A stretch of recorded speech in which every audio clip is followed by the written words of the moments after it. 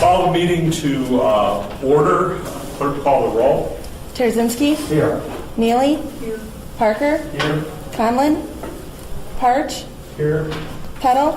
Here. 5 present. Okay, we do have a quorum. At this point, we normally ask for public participation, so I would ask if there are any audience members who would like to address the committee.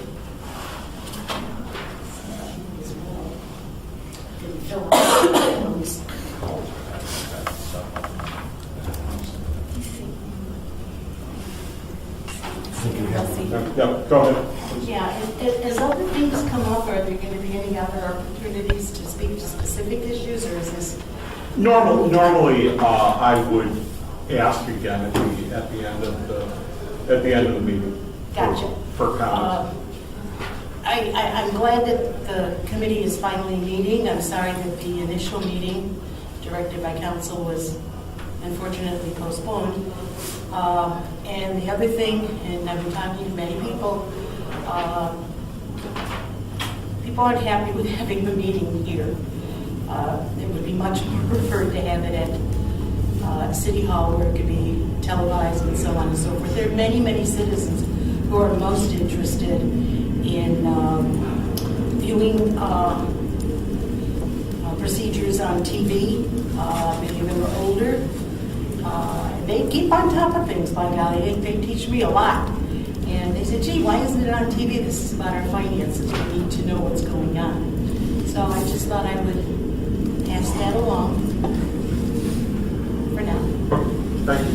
I should note for the public, if they do not know this, the last meeting was canceled because if we had held the meeting, we would have violated the Open Public Meetings Act.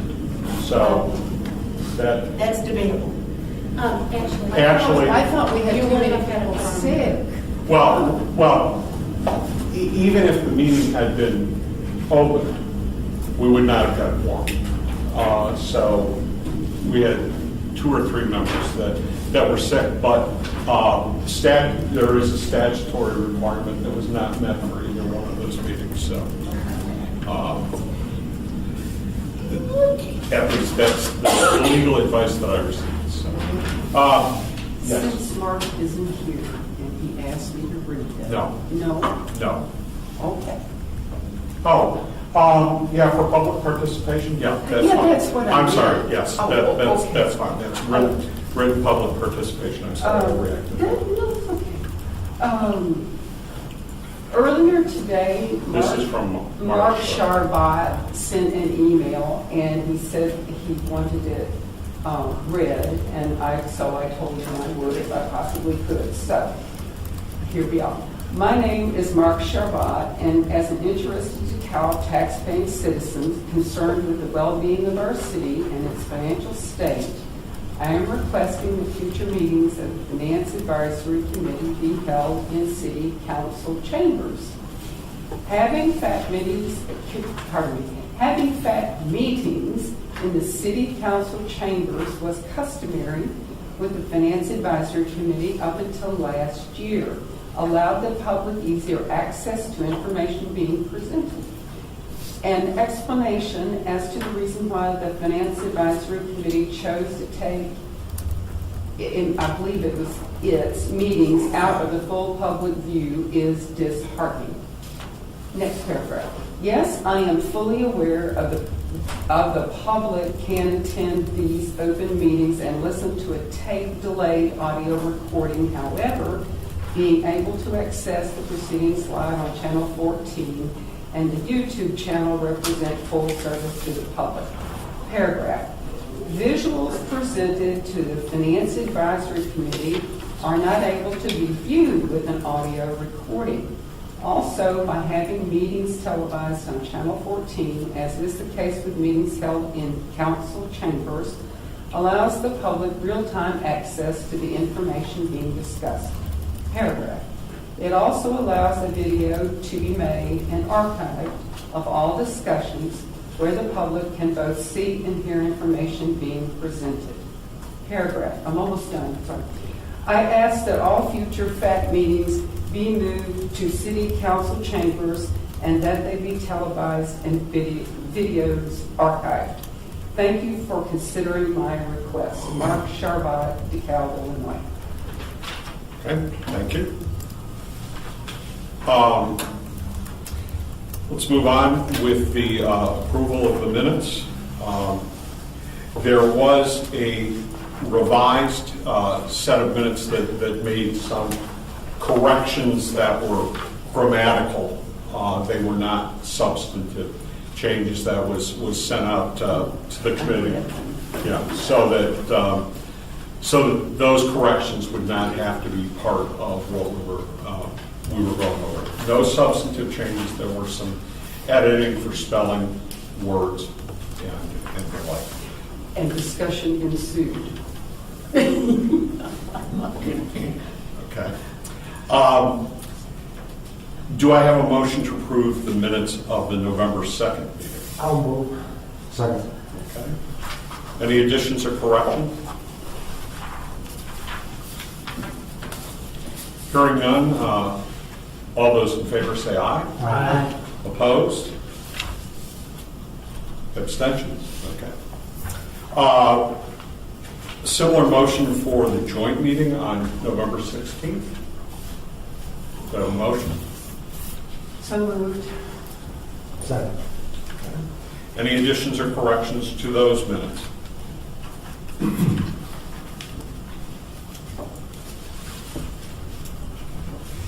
Hearing none, all those in favor, please say aye. Aye. Opposed? Abstentions? Okay. All right. This is primarily a planning meeting. When we get down to item number 7, the committee operations policy, we can address the concerns that have been raised. As a committee, we can address those, and we can also address some of the staff concerns that have been raised. And we can also, I think, in the process, formalize, last year, I believe it was, that I brought in a draft that was shared with the committee of some basic operating principles for the committee. So I'm going to turn it over to Director Talkington to talk about the fiscal year 2019 budget schedule. I would point out that we are 28, 29, we're 30 days into the new fiscal year, and we are already actively working on the fiscal year 2019 budget. There is no reason that between the FAC and the City Council that we shouldn't have the best budget process that we've ever had for a year, because we've got enough time to do this right. And so let's take that opportunity to make sure that we're all rowing in the same direction with respect to the process itself. I figured I'd kind of show, I modified a little bit with the presentation I gave to City Council on this, and then kind of how FAC fits into there. Let me interrupt you for just a second, Molly. There was one thing in Mr. Charvat's email that I want to clarify for citizens, and that is all of the handouts and all of the presentations are available online, and you can look at them as you are listening to the audio. And you don't get them through the Open Records portal. The Open Records portal, but they are online if you go to government and then you go to the particular committee. Yeah, so this will be posted then after. But I'll go through it fairly quickly because I did go through it with City Council on January 8th, but I will add kind of where FAC fits in a little bit more than what I did at City Council. So the budget process this year, as Chair Petal stated, we're starting much earlier. And I really wanted to give like the framework of what City Council's working on, and then how you fit into this new framework. So it starts really with the vision of the city, and that's what City Council's working on now. They've had one goal-setting session already, and they're setting what those goals are for what they want to see in this current year and the next budget year, and then really long-term goals. So they'll have both of those. And then how that kind of flows. So what we're focusing on here in the FAC, a lot of the time, is really these financial policies around how you set those budgets for the staff. So really this is where I'm going to kind of go quickly. The vision and goals is the why and what City Council is doing. The action plan is how we do there. That's what services are provided and what tools are, we look at in the budget. Those are kind of the tools we have to provide those services. And then the framework. This is really where Finance Advisory Committee comes in. We already have these financial policies. They're included in the packet. They start on,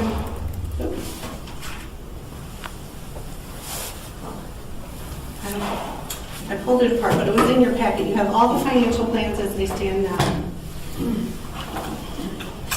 And it should be noted, both for people listening, people in the audience, the council, and the committee, that one of the things that DeKalb has done well with the guidance of the FAC is all of the financial policies are published in each year's budget. At the end of the budget document, all of these policies are there so that there's transparency.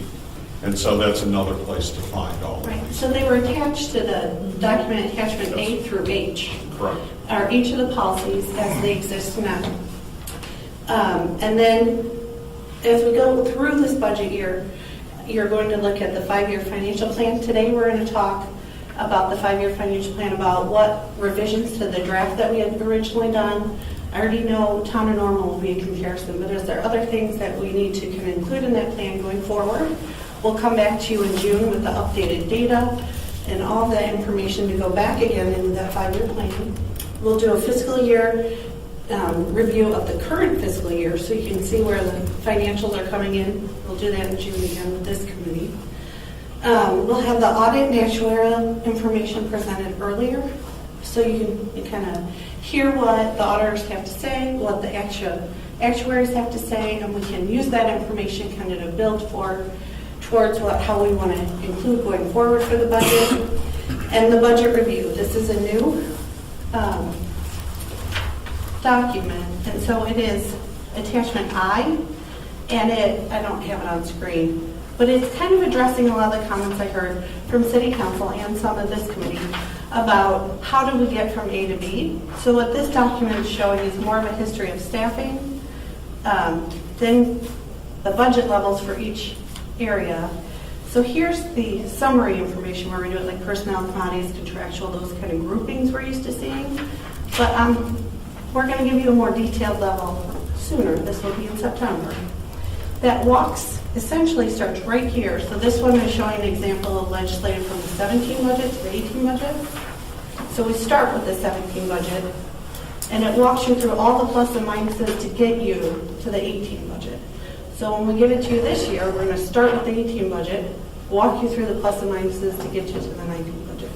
So you will have this before we formally give you a proposed budget document. We're going to start with this, make changes. So by the time you get a proposed budget document, when you have that joint meeting with council, you should know every single line item change that's in there before you ever receive that book. And so we're trying to get this to you soon. Is that something you have now, that form? Yeah, it's right here. It's It is? Okay. attachment I. Thank you. So you have it. So we're going to try to get you that kind of meaty part of the budget earlier. And then the proposed budget will release in late October, early November. It'll contain any changes we receive from this group and City Council, put together that proposed budget, and then we'll do the hearing, the first reading, for ultimate adoption at the first meeting in December. Now, the tax levy is kind of essential to this process, even though it's kind of a component of the budget, but it'll be on that same kind of time frame. You will have a committee meeting to talk about the levy beforehand, but then it'll be incorporated into the budget, and then it'll go for public hearing, first reading, and second reading adoption in December. And then, of course, January 1st will be our first day of the fiscal year. So here's really where the FAC meetings come in. I have quite a few that you can see for financial policy reviews. There's 8 policies. We can take a few on each meeting and go through and see what's working, what's not, where do we need to strengthen things, what recommendations do we have to these policies. But the recommendation could also be, you know what, this is a great policy, we're going to leave it as is. So there are a few meetings for that. We have the next meeting in February would also be, if we have more questions on 5-year forecast, we can go through that some more. And some of this is fluid. If we're going down a track and it's not really spelled out here, we have time, right, to put it on the agenda for a future meeting to work through. So this is just kind of a outline of where I think this budget review will go through. But if we're seeing, this thing looks great, but we really want to take a deeper dive down this way, we can always kind of work our agendas around where we're going as we go through this budget process. So the meeting dates that you have there, those are the planned meeting dates? Yes. Thank you. No, yes. Since you asked that question, Tom, and I've been thinking about this, would it be helpful for all of us if we laid out meeting dates so we knew we had solid dates to go by, we could plan around? So these are the dates I put in. I'm talking about all year long. Yeah, this goes all the way through November because the last meeting for FAC would be the joint meeting with City Council. Okay. So this does have it laid out. It's typically a Tuesday. And usually it's about the 4th week of the month. There, I did make some changes based on holidays, and there's some adjustments in there. Like I said, if you guys go back, you look at this, and everyone's like, "Oh, I can't do August 7th." We have time to change that date, but this is a good outline for the group. My feedback is, if Tuesday nights don't work all the time, maybe we may change one meeting to a different day, or if this group we could meet during the day if that's easier because of how schedules work. But you have some room to talk about when Insane. That's a nightmare scheduling more than 3 people, isn't it? Yes, you guys have very busy schedules. So I do realize there's probably going to be some days in here that we do move, but at least it gives you a framework to start with to see if we can meet those dates. And then that's actually really all I have on that process.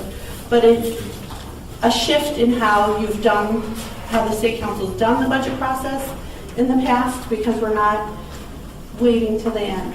And so the big, I think kind of the key point is we're building up to the 5-year plan review in June with City Council. Then it'll be, I can't remember if they're in July or August, off the top of my head.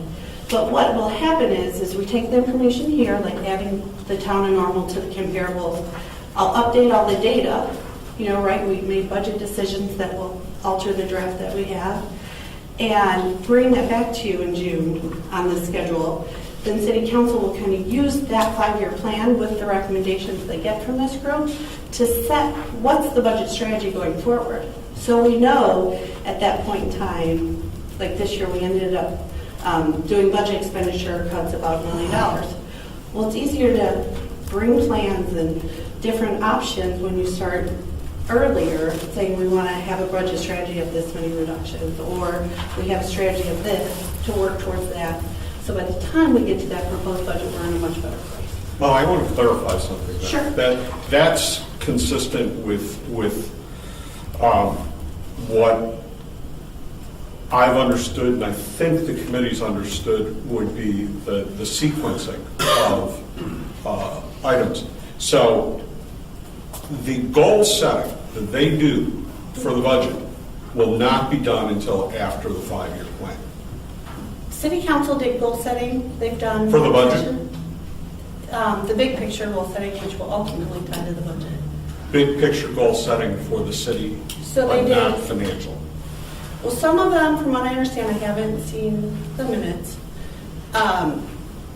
is that they were setting the short-term goals and long-term goals. And those short-term goals are meant to be reflected in the 18-19 budget, those months. Here's part of the problem, and I have not seen the goals yet, okay? That's putting the cart before the horse. The goals need to be driven by the 5-year plan. And the first set of goals for any given year should be generated by this committee and presented to the city council.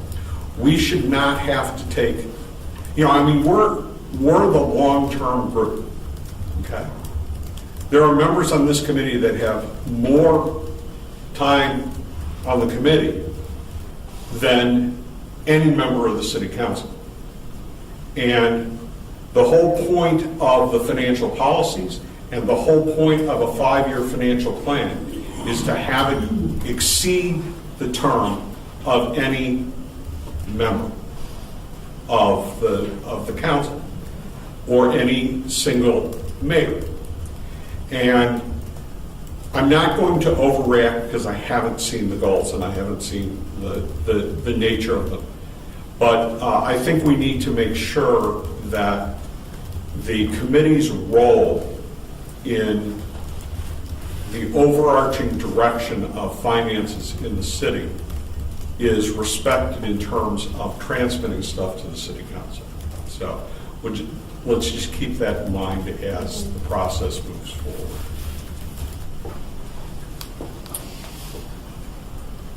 And when I have any information on the goal setting, we can share that with this group because it will be part of, when you look at that in the policy. So, and in talking to Director Talkington, in the minutes when we discussed the 5-year financial plan, there were a number of suggestions that were made, but they were made by 1, 2 members. And what I've suggested to Director Talkington is that she and I go through those minutes together, and just because only one person spoke up doesn't mean that there wasn't necessarily a consensus of the committee that was a pretty good idea. And then once we've done that, we'll summarize, because as I remember, there were a number of things besides just adding the town of Normal that we were suggesting with respect to the 5-year financial plan. So rather than doing that on the fly. I was just recalling some of the things that were said in that meeting. It was either last April or May. I can't recall which it was. Was it May? I think it was May. Yeah, maybe. Yeah, it was May, I believe. Yeah. And there were some things in there that we were suggesting that haven't been, accepted or rejected, either one. It's still just floating out there. The 5-year financial plan that appears in the backup is the original 5-year financial plan. And that's why the suggestions, I had an inquiry from, Mr. Conlon about why those changes were not reflected in what we were seeing. Well, this is the same thing. And we're giving our input again so that as process goes on right now in terms of preparing the update of the 5-year financial plan, that those suggestions from the committee are considered and hopefully incorporated. Does that sound like a plan? Okay. I think we move forward to the committee operations policy. well, I can give you some update on the 5-year plan. All right, sure. Just to remind the Yes. group. Please. Before we get to that, we're still talking about the budget schedule. And looking at policy and so forth, the June 26th thing, just a couple of questions on procedures and so forth, because I know there's some reporting requirements that are part of our policy that require a quarterly forecast and a forecast of year-end position on a quarterly basis. So is that something that's still provided? I don't see it on there, I don't think. So right now we do the kind of year-to-date updates monthly for city council as part of their. Those are just the actual budgets. Yeah, Right. for the packet. So that you guys can, well, essentially what we're going to do is kind of the mid-year one in June on 18 to give you those updates where we can talk about is sales tax coming in, where we're thinking, what's happening with income tax, to shore up what we think 18 is going to do, or if there's Right. anything that's really out of cycle or off. And then that information will also be built into this, into the 5-year plans. Okay. Tom, are you suggesting, and I could see this, are you suggesting that June 26th may be a few days too early? No, I was going to say late. Oh. And the reason I say that is our current policy requires a quarterly forecast with a projection of general fund balances to year end. And that was a routine that existed for a period of time, which I haven't seen lately. And I don't see it on there. So our policy requires the financial forecast to be provided on a quarterly basis. And that was usually done after the quarter actuals. So, Well, that's actually the point that I was making. You do the first one at the end of March, as soon as you Exactly. have your March actuals. Right. The first one would be a few days after June 30th. That would be halfway through the year. right. So when I asked, is that too early? Oh. What I was referring to is for the second quarter. Yeah. If we were going, if that was the second one, I would agree. Yeah, no, I That think- was my I think it concern, is needs that to I be. don't see the first one. Yeah, I think that is very, very relevant. The other thing. Because that would give you, pardon? I didn't have them on this schedule. I mean, I know we do them, but I didn't call them out. Well, and the as reason part I of the bring it up is meeting. because we've had That's so fine. many concerns about revenue actuals and tracking revenue. We went last year and ended up in the problem there. So you want to build the quarterly updates into the schedule, Yeah. essentially. Yeah. And we'll Well, call this them. requires this forecast, so if you read the policy on that reporting requirement, it suggests that you forecast what your year-end fund balance will be and how that revenue is playing. So if we're running 3% high or low, then we extrapolate that and we can react sooner than the end of June, right? Correct. Because we'll have 5 months of new data since we didn't get data since October. Right. Right. I mean, I think we need to do the Yeah. quarterly as you're suggesting. The one thing that I'm also concerned about, now, it may be addition rather than changing the date, but look, even in an election year, the state doesn't get the budget done. And with a That's true. June 30th deadline, at June 26th, we're not going to have enough information, we, meaning the community, is unlikely to have enough information to accurately forecast some of the meaningful numbers for the second 6 months of the year. So we need to keep in mind. Yeah, I think. I wasn't suggesting moving that. No, No, fine. we just may need to, So what I mean in like this is fluid. So we put June 26th as those dates. that's fine. At any point in time, we can carry over those agenda items and continue them on August 7th. or- But that may be too far. That's what I'm wondering. What we may need to do, and we can always do this, what we may need to do is we may need to add a meeting in July. We'll, that's up to the committee, but, the plan should be to share the quarterly report, at least in the interim between June 26th and the next scheduled meeting.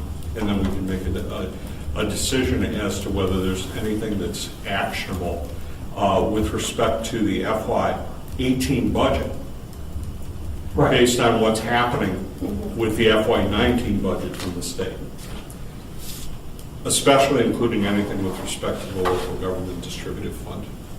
Right. And that would come out here.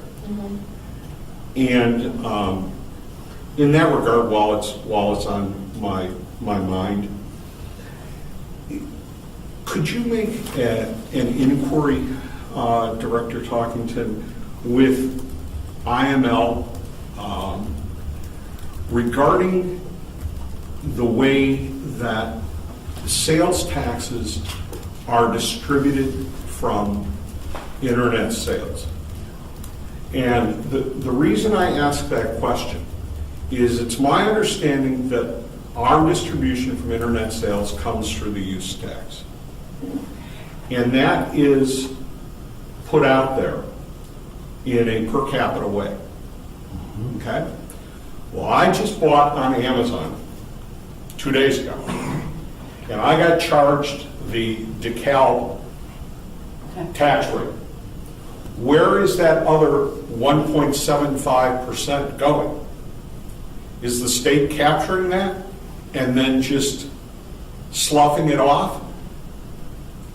I mean, we should be getting our home rule sales tax. If it's being charged by Amazon, and I can show you my receipt that it was charged by Amazon, we should be getting that home rule sales tax without it going into the pocket of the use tax.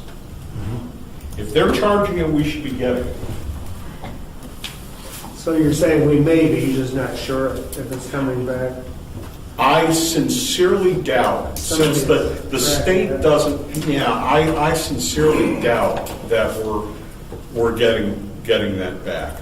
And I'd like to know if IML does. Where it's winding up. Yeah, where it's winding up.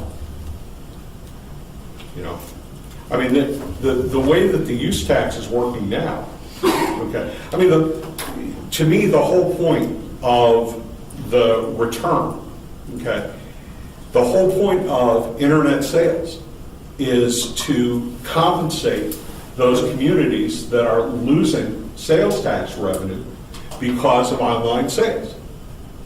Well, the way that the state is distributing the money, you don't have to have any retail sales in your community, and you're getting a share. Because it's per capita. Because it's per capita rather than point of sale. And so, you know, I can accept that they can do, to some extent, they can do what they want with the 6.25%. I don't like it, but they can. But if they're collecting the money that would be attributable to the home rule sales tax, or for other communities, the non-home rule referendum sales tax, that money should not be going into that account to be distributed on a per capita basis. That should be going back on a point of sale basis. I'll get clarification on it, Okay. because it Appreciate might be, I know the state has some agreement with Amazon, so it might be worded in a way that. But it's, yeah, but all online sales, I'm using Amazon as an example. I mean, I've been charged as much as Chicago's sales tax, and I've called up, you know.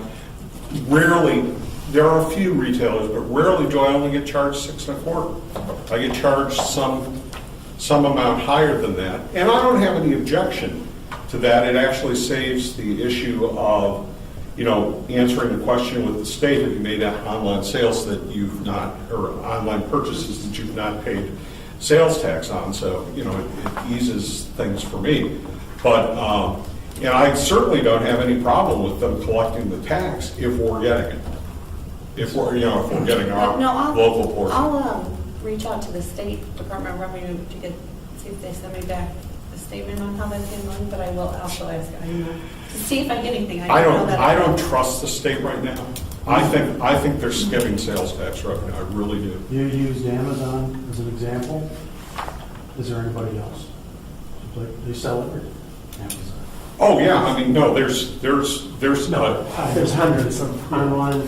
Yeah, I wouldn't Yeah. worry so much about Amazon as all the others. I'm wondering who tracks that, because don't we get asked at our income tax how much did you buy online? And frankly, Right. shouldn't they be tracking that, since we can, well, so much other people, stuff? they're just, you know, they've got almost no way of enforcing it.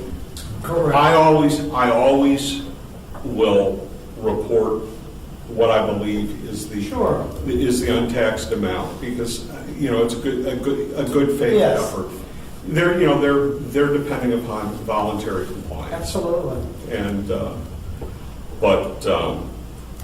know, They're collecting something now that they were never getting before, just by putting that on the. It's handled in multiple different ways. So if there is a brick and mortar store, so me, I'm an avid Target shopper. But if I buy online because they have a brick and mortar here, it's treated more as a brick and mortar. Amazon doesn't have a brick and mortar here, so it falls under the internet. And it's also like if you went to Iowa and bought actually, a boat. What a lot of companies have done to get around that is it's a separate corporation that is the online store. It's affiliated, but the online corporation does not have stores here, and that's how they get, for example, for a long time, Dick's Sporting Goods didn't charge anything because that, they're a larger corporation that includes Golf Galaxy and a few others, and they didn't charge sales tax for a long time because the company you were buying from did not have a brick and mortar presence. But anyway, Well, like it's I a said, complex, it's a complex Each state issue. kind of has a different, Yes. if it has this, it goes under this, if it has that, it goes under that. Okay. So, And for the home rule sales tax, that's the one that they've implemented, the administrative. the fee, 2%. right? 2%. And we Okay. accounted for that. Right. No, I know you did. I'm just Okay. clarifying. I have a question on the, we talked about the quarterly taxes. Yep. How soon after the end of the month can we actually see financials, like for the month of January, compared to the budget for the It's not as quick as you think. One, our software system isn't the most efficient. So there's a lot of manual and duplicate data entry we have to do. So you take cash one location, then we have to re-enter it in finance. So there's a lot of work we have to do, and we're trying to get it out as soon as we have the numbers. We do the monthly ones at the second meeting every month for the month prior. So we're trying to stay as current as possible. But there could be You all requested software. Is that one of the items that got cut? Because it's an interesting, oh, it's It not, wasn't on the okay. list for adoption, and Okay. it should be coming up. We're really at the final stage of negotiating. Okay. Then to come to council. This is the ERPS, right? Yeah. Right. I mean, that's your solution. That's why you have an enterprise resource planning system, is Yes. that everything Yeah. talks to each other. So then everything will come, it'll be way more efficient. And in theory, with the system. you can do a run at 12:01 because it's not cash basis. You can do a run at 12:01 on the first day of the month, in theory, when you have an enterprise resource planning system. Yes, this will be more efficient, and we'll be able to turn things Right. around quicker. second question? Have they started the audit? They're doing field Yep, work yet? we're here right now. This When week. do they anticipate that coming to The, Bob, when's the final field work for the audit? Last 2 weeks in April and first week in May. an? Really? But then I have it scheduled for them to come out to FAC to go over the audit. Well, I can tell you that the nonprofit that I'm on the audit committee for, the fiscal year is September 30th, and the field work is typically the end of December. So it's not highly unusual, and they're a hell of a lot less complex than the city. It's frustrating, because you would like to get that earlier. And it should be. You would like to have your comprehensive annual financial report, 6 months into the year, so that you can use that information as you form the budget. And it gets put off a little bit. I think we're probably talking about September 1st now, by the time you get the CAFR. Well, I have it scheduled for them to come talk to you in August, right? But of course, if something delays it, large grants we have to do. And that would be several with the audits, CAFR, and- right? Mhm. Okay, right. So we're You're shooting. 9 months into the year. Yeah, well, I suppose the Eight. biggest concern is something, if there's a problem. Yeah. Well, we, meaning the community, should know that well before the CAFR. If there are problems in the field work, you would think, you would think that they would start talking to management pretty early on. I mean, because if there are serious problems, you got to nip it in the bud. You don't want another Dixon on your hands. Yeah, no, I've been away from it for a while, so.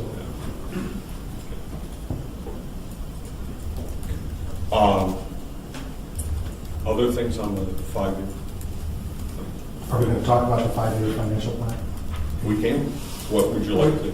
Were you going to present something or not? Well, I was just going to kind of update you a little bit because I'm sorry. the one you have, like Chair Powell said, is the one that you saw before. It was the original draft. And so this will work to update with, now that we have the budget adopted, so we'll update those figures and it'll reflect, the addition of the local motor fuel tax. Council did pass that effective March 1st, so that will then adjust some of the recommendations when we start looking at the asset management side of this policy on those, how do you fill the streets and fleet gap and the recommendations that were put together in that plan. So those will get altered since we've kind of the council made a step towards addressing some of that. So those things that happened during the 18 budget, how it was adopted, will update and reflect some of the information. It'll reflect that budget data in this for you when we come back again. Okay, so when will you complete the 18 budget document? When is that going to be completed? The 5-year? It was 90 days from adoption. We'll have it done. So end of March? Yeah. Sometime in March, mid-March. Okay.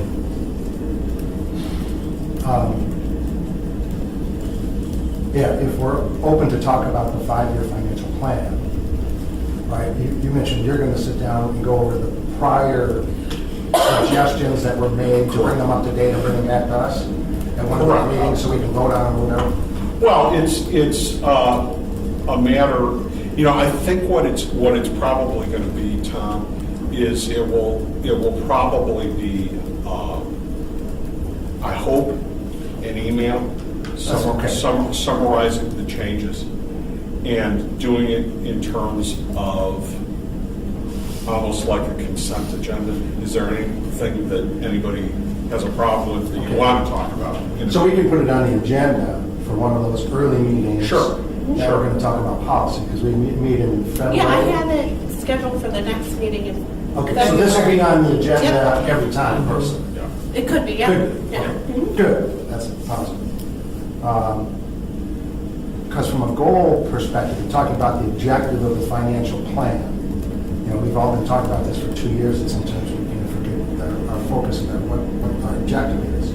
One of the key objectives, at least for me, is the comparative analysis, right, of these comparable communities, and we're including a number of university towns and adding one more, right? And looking at particularly our difficulties in funding capital and our inability to maintain a structural balance in our budget without having to cut. We've cut each of the last 3 years. We've come to the meetings and cut $500,000 to $1 million plus, and that was true this year. So part of our objective is, in my mind, is to avoid that, right? We're going to pre-plan and manage ahead of time so we don't come up against these things, and using our comparable communities to help us if there's people doing things better, less costly, more efficient, more effective, or better revenue streams, or different revenue streams that we haven't yet found, that we are open to how we do that, and then you get ideas about capital as well as operational benefits, right, that we can gather in the efficiencies and cost cutting, right? Well, one of the issues that I have, and maybe I'm alone in this, but from a 30,000 foot level, we're still at the stage in the community, and ultimately the council is the legislative body, so they have accountability for this. We're kicking too many things. We're kicking the can down the road still too much, and not confronting the kind of shortages that we have in some of the key places like pensions.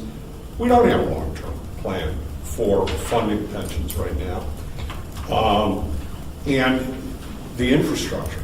Right. I mean, That's what was passed was better than nothing, But, you know, the numbers that we were talking about with respect to capital needs aren't even, you know, what was passed in terms of an increase in revenue was a drop in the bucket compared to what would be necessary to be sustainable.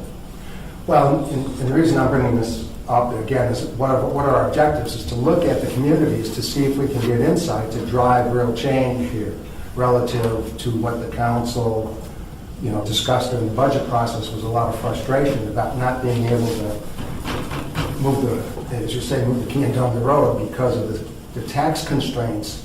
When we compare on a comparable basis the tax structures and the tax rates, we haven't found big gaps in where our rates are too low or we're missing revenue streams, so hopefully we'll find some of those.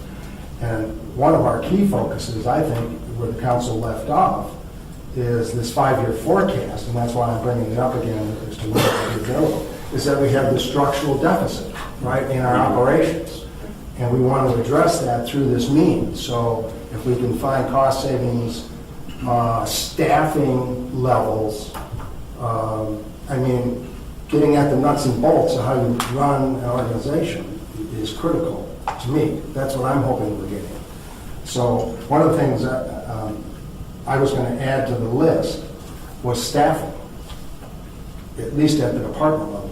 Police have 60, fire have 50, administration has 30, you know, streets has 50 or whatever they have.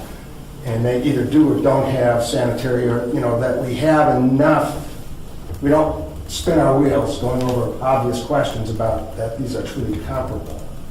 Either they have a sanitary district, they don't have a sanitary district, they have a park district, they don't have a park district. I mean, there's a lot of wrinkles that need to be asked, but someone on staff should be. Yeah, there's going to be. We want to get through the end of those quickly. Yeah, there's going to be some noise in the data, but you want to make it at least as comparable as you can. Right. We don't want to miss And and I think when we're looking at things internally, you're going to want to look at functions as well as a little bit like the different approaches to accounting or budgeting. I mean, you got line items, but then you have, okay, how do you overall look at what we're spending on benefits rather than by department? Right. Is there a way to cross-train staff so that you've got? Well, for example, one of the things that DeKalb has done is that, if I'm understanding right, the finance department staffs reception now. Okay, so that's a savings where you're not separately employing somebody to be inside the cage. Right. Well, benefits are a good one. You could certainly, when it comes to cost sharing and benefit programs, particularly medical, where there's a huge amount of money. Not that we can do anything about pensions, but medical you can attack. Our employees paying 25%, they're paying 20%. How many are in the high risk risk programs? How are we sharing? How are we saving? Those are competitive things. I know I did try to do some comparatives even between NIU and the city and the county, and I think the county employees are at 25%. So those kinds of quick hits can be substantial, though they don't. Well, I can tell you, negotiate. I understand that. At least knowing where we are. I just, NIU's in the, about the, I'm trying to think here, what's 6 times 12, at least 20%. Yeah. You're paying at least 20%. What are we talking about, benefits, 25% of their salary, is that what you're saying? 25% of the cost. Of the cost. premium You cost, get their right? salary, then there's always Right. the hidden cost. We haven't talked about that level. Is your idea is that we're paying too much, or that not enough, or? It's just No, it's just matter a of- factual It's thing. just a fact. Values driven. Where is everybody? And can we save some money there? Correct. Right. And these are usually, just keep it a perspective, that's usually a tiny drop in the bucket, so we start micromanaging, and I'm all for what you're saying, but that's not gonna and take us out of this hole, cutting benefits from 27% to 25%. Oh, no. Yeah, if you can't get $1 million out of there, right, I agree with you. But- Hey, sometimes but we there's spend a lot of substantial- energy and stuff like that, and we miss the big picture. Oh, yeah, Right. no. No, and in fact, since the Finance Advisory Committee started back in 2008, there's been major advancements with respect to the costs of medical insurance in the city, both in terms of retiree, and then we joined a risk pool. We were self-insured when the committee started, and now we're in a risk pool. But one of the things that you would always want to do, and there's, a fair proportion of the city staff that is covered by union contracts. You want to know what is kind of the going rate and how do we compare Right. with respect Oh, to what I proportion. totally agree. I Yeah. agree No, with it. that's- I'm just saying I don't want to spend a lot of time. We've spent sometimes a lot of energy. It's like you can do Right. so many variables. If you're going to start comparing cities, which Oh, I'm no. for, then you start looking at, is that university increasing? For comparing to normal, their population's going up. Ours is going down. We may have more in common with Macomb or Carpendale. You know what I mean? That's what I'm saying. So where do you draw the line on what factors Well, and yeah. variables do you bring in? And Well, and I think it's good and information. that's- Look at the gaps and where we can improve. Yeah, there's always in any kind of research, and I consider this to be research, there's always a trade-off Yeah. between detail and tractability. Right. How much does it cost you? And I use the term cost in a very Yeah. broad fashion, including opportunity cost, including time and effort. How much does it cost you relative to the potential savings that you Right. might identify Correct. through, it's like we've had people get really concerned about the costs of cell phones in the city. Well, that's all fine and good, but when you're looking at a multi-million-dollar hole, Yeah. saving $50,000 may psychologically and Makes people politically feel be good, good, but but yeah. it's not going to make a dent. Trying to try and in reach the- somebody and can't.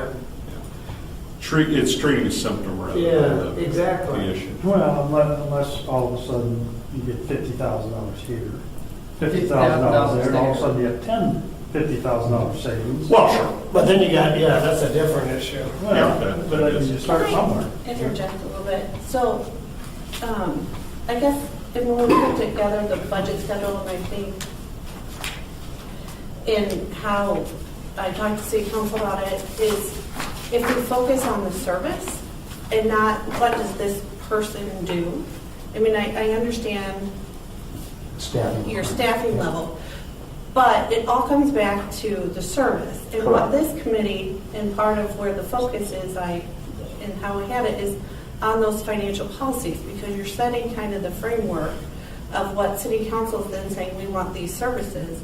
And however they want those services and what level they want that service, that's driving That the drives the staffing budget. level. Correct. Yeah, It's yeah. not, Well- you're going to the very bottom of it to talk about the staff when you haven't started with the bigger Yes. picture of the Well, framework. I would hate for us to do one of these. And I think that's where Mike was coming from, is if the council's here and we're going this way, then we've missed the boat, right? And the intent, I think, of his comments were to make sure we don't miss that boat as to what their expectations of the outcome of us spending so much time on this financial plan and the staff having to develop, a significant amount of effort into that, is that we don't do this, and that their expectations of our delivery is going to be somewhat in concert. And I think, and this is one of the things that is an important part of what we teach in the public administration program, is that you can't just look at the cost side of services. You need to consider what that money is being used for. And we have a great example from the last 6 months. I think that our ISO rating improved for the fire department. Well, yes, the fire department costs money. But when I was doing my dissertation research, I actually took the ISO ratings and calculated what the difference in cost for insuring a home would be by changing the ISO rating. I got the cooperation of a major insurance company. And when you start putting into dollars how the rating of your home might improve by a high-quality fire department, which is, it's more quantitative than anything, or with schools, you know, there's two sides here. You have to consider what the benefit is and whether it's worth it to obtain that particular benefit. And the more that we can tie, okay, here's the services, here's the level that we're at, here's the level that would be recommended by best practices for a city such as ours, and here's kind of the minimal level of service that we could provide, or we could cut out the service, then you begin to understand the difficulties. And in Illinois, this is so very, very complex. You know, in the last budget cycle,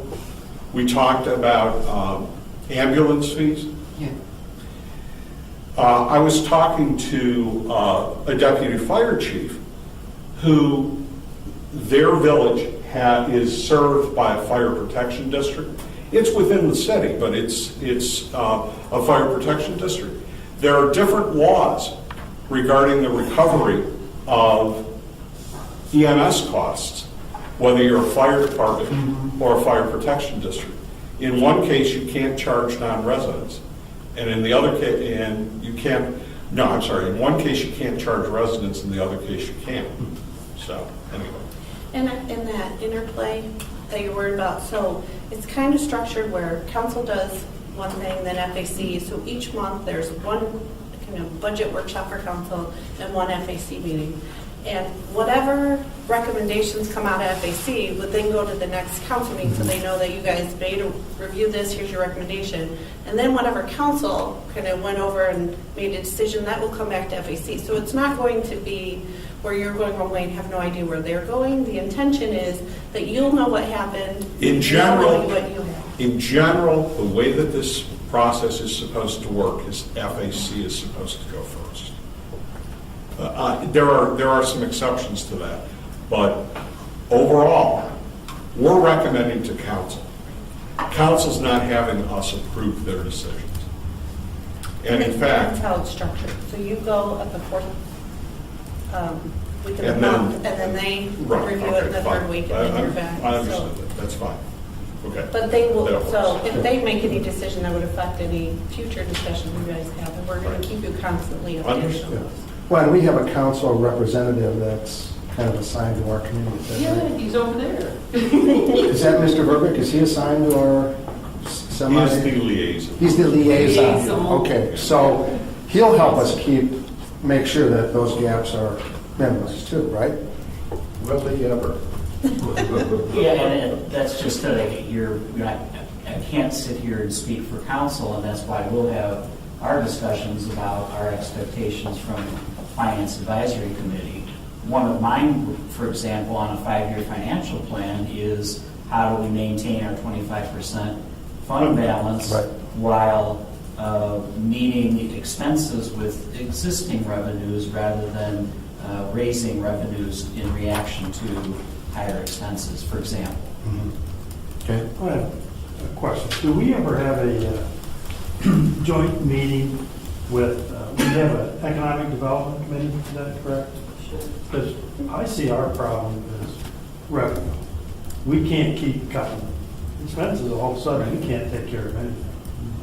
So, and we need to raise revenue, not on the backs of our existing taxpayers. We need more people. And I'm just wondering, I'd like to hear what the Economic Development Committee has to say, because they must talk about this all the time, I'm guessing. I mean, how do we get back to the point where people actually want to move here? One of the things that I believe it was Mayor Rick. But one of the things that he did was he gathered all representatives of every one of the committees and commissions in the same room.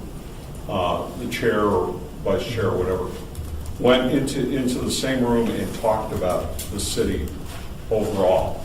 I mean, some of the aspects of expanding it to a large number of those committees or commissions may be insurmountable with respect to the Open Meetings Act. But having a joint meeting with the Economic Development Commission would not be out of the realm of possibility. Because since I've been on, this has been a short time, it seems like our whole focus is on the expense side. And cut. But it shouldn't. In the budget. It shouldn't, you know. And, with due respect, there is absolutely no way, there's no way that you move forward without having a sustainable source of revenue to pay the expenses that you cannot avoid. Until we have a long-term commitment to retire the unfunded pension liability, that is going to be the 800-pound gorilla in the room for the city as it is for the state. And somehow that has got to be resolved. And that's one of the things that you cannot resolve by cuts. That unfunded liability is owed even if the city staff goes away tomorrow. It's not dependent upon what you're spending. It's dependent, the normal cost is a small portion of that, which is what you're incurring that's new. But, we have an unfunded liability that is many years in the making, An economic recovery and economic development would do wonders to ease the pressure, but it hasn't come yet. Actually, I saw the comptroller issued, they've been issuing lots of new procedures for that. And one was to allow police and fire pensions to put a city on notice formally if they don't think they're paying the obligation. And if the city doesn't pay to the rate that they have, they could file it with the comptroller and they withhold our LGDP money as payment for those pensions. So there's been enough. Let's hope that the state doesn't even think about something like that. That would get their own. The governor would never accept that. God, I would hope not. And there's the battle between the comptroller and the governor, because the governor's looking for ways for local governments to avoid ever having to pay it. So. Right, but there's some traction. Understood. It is the state. There's lots of. I'd be with you on that. I agree. You can also sit in their meetings. I went to a couple last year. It's very interesting because I think there should be. We have different missions, but I'm with you on that. It's like we, by necessity, spend so much time on cuts, and we need to also look at the revenue. They're the revenue committee. We spent a lot of time on revenue. Yeah. Yep. And for all intents and purposes, with due respect, all of that discussion was ignored. It was ignored. There was nothing in terms of fiduciary responsibility in the budget that was passed on the revenue side. That's my opinion. And I agree with that. That's you take a deep breath and say, all right, we're an advisory committee. They may or may not, you know what I mean? Follow it. But I agree that that's our mission and that's what we're here for, our goal. But I thought we did a good job. We didn't always all agree, but we did a good job of making recommendations Yes. on both Yes. the revenue and the expenditures. some hard ones too. Just getting back to these lists of items, we talked about staffing and getting that included.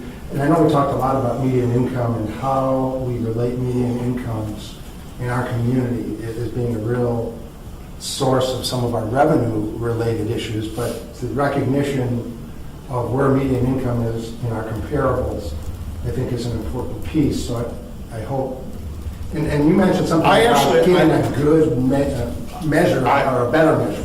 I hope we can here. I'll tell you, I actually talked to a demographer about DeKalb and that issue. Median income means nothing in this community. So how do you get at it? Well, you know, You subtract what the the issues that are being driven in DeKalb are not because of a statistic related to median income. How would you debate that? Well, it's students, Tom. Okay, but I'm saying you can remove students from the count. You know. No, you can't. It's really, really hard to do that. Well, If they're, you know, then I guess that's one reason they use the university towns, because if the. but the university towns, I'm sorry, the university towns are not, that's why we need to look at them all. You know, for example, one of the issues is that Bloomington is going to look a lot different than Normal. And so, you know, let's see, we can't, despite what I said, we can't fight the numbers. We can try to interpret them and understand the differences between communities. But I made a comment about the median income, but that doesn't mean that we shouldn't look at it and try to understand Yeah. what that means in Because you got the trends community. and so forth. I mean, you talk about the revenue piece, and I understand the need for revenue, believe me. And I think there's real drivers for revenue and people growth. And we touch a small part of that. I would say, I'll make a statement, non-political, but the health and breadth of your local school system and its ability to deliver good results is probably at least as important as any other fundamental piece that we look at when you move to a community. If you want someone to build that $200,000 house out there in Iron Gate and open that place up, one of the first things those people with parents who are going to build that house are going to look at your school system. Absolutely. And the result They're thereof. not going to come unless the school system Is is good up and to solid. what their Right, expectations are. And to get to get rooftops and to drive additional revenue. And so how we interact with them, I think, is very important. How we message with them, I think, is very important. But to me, that's extremely No, important. Well, and, go ahead. And I didn't mean to say, I mean, I was there when we tried to raise revenue, you know, with the budget, with the different things. So I didn't mean to say that we've ignored it, because we tried to do some things. It's just, Yeah. Well, you made the statement about not existing taxpayers. That's the key issue, because what we were talking about is raising Yeah, taxes right. on existing, not on growth, right? Well, So policies that we adopt that are growth related, or we see maybe other communities doing in their 5-year plans. I think the perception- What's the growth piece that Yeah. we can put in that 5-year I think the plan? perception is we spend all of our time on Yeah. that because our failures come back into our face where the successes come, you know what I mean? So it feels sometimes, but I think we spend a good amount of time on both. But I hear what you're saying. It does feel like. Well, and the comment, you know, if you want evidence, now, I don't know if this is still true, but I suspect that it is. What do you suspect are the communities in Illinois that have the highest proportion of students attending public school? It's the Kenilworths, Wilmettes, and Winnetas of the world.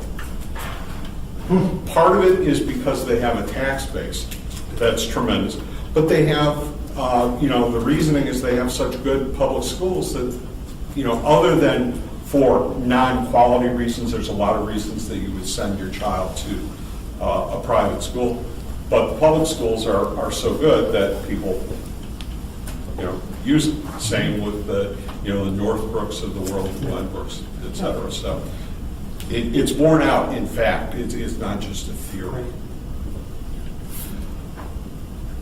Anything?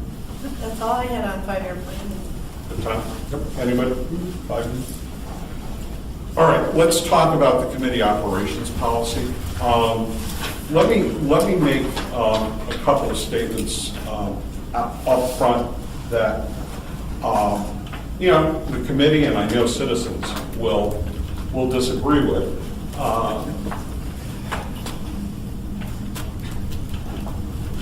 The Finance Advisory Committee is different from other committees.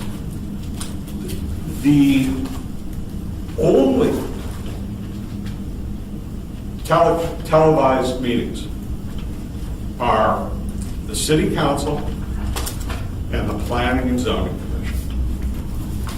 Both of those are committees or commissions that are required by state law. There are no other committees or commissions that are required by state law.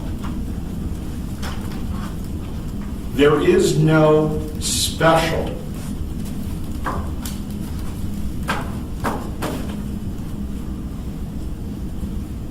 status of the Finance Advisory Committee. Now, one of the things that, and Molly, you can correct me if I'm wrong.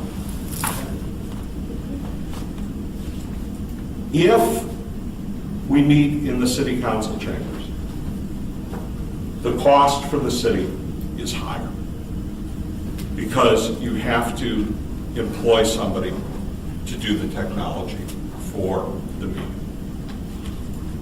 Now, I don't know how much money that is, but over the number of meetings that we have, it could be a substantial amount of money. But if it is the committee's opinion that we should move back to the council chambers, I will support whatever my colleagues want to do. Personally, I believe this is more conducive to discussion. We don't get this close together. And I don't need to be up on the days, but that's fine.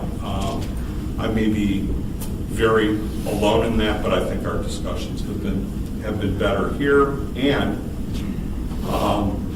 it's pretty accessible, and the seating is better. But that said, what does the committee think? Ma'am, Certainly. it just seemed like an abrupt change, and I didn't understand the causation that until this last summer, we had been meeting in the council chambers. And it was just a change. Yes, this is comfort. Yes, this is comfortable. But I was just puzzled why the change from the norm, and I was not aware about this state requirement, or if we were trying to save on labor, and I just didn't realize that for having us here rather than in the council chambers.